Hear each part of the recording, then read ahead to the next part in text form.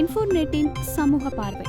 ஜல்லிக்கட்டு போராட்டத்தை அடுத்து தமிழ்நாட்டில் திரையரங்குகள், உணவகங்கள் இந்த மாதிரி நிறைய இடங்கள்ல வெளிநாட்டு குளிர்பானங்களினுடைய விற்பனை வெகுவாவே குறைஞ்சிருக்கு அப்படின்னு சொல்லலாம். ஜல்லிக்கட்டு புரட்சி தமிழகம் முழுவதுமா எதிர்பாராத ஒரு மாற்றத்தையே ஏற்படுத்தியிருக்கு. அந்நிய நாட்டு குளிர்பானங்கள் பயன்படுத்த நிறைய பேரு எதிர்ப்பு தெரிவிச்சிட்டு இருக்கிறாங்க.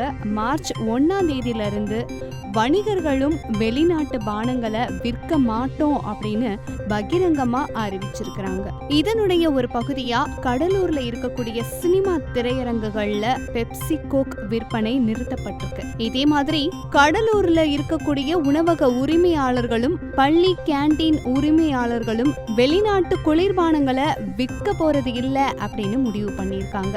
இதனால இளநீர், மோர் இந்த மாதிரியான இயற்கை பானங்களின் விற்பனை படுஜோரா நடைபெற போகுது. பள்ளி கல்லூரி மாணவ மாணவிகளும் பீட்சா, பர்கர் இந்த மாதிரியான உணவுகளை உண்ணுவதை குறைக்கவும் ஆரம்பிச்சிட்டாங்க.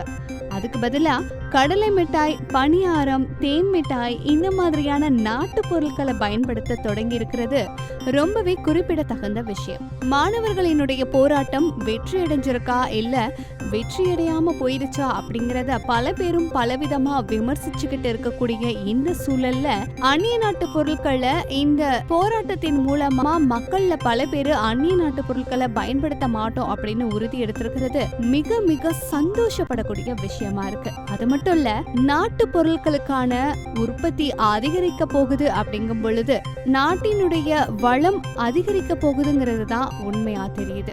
சமூக நோக்கோடு நிறைய விஷயங்களை தெரிஞ்சுக்கலாம். சப்ஸ்கிரைப் பண்ணுங்க இன்ஃபோநெட்.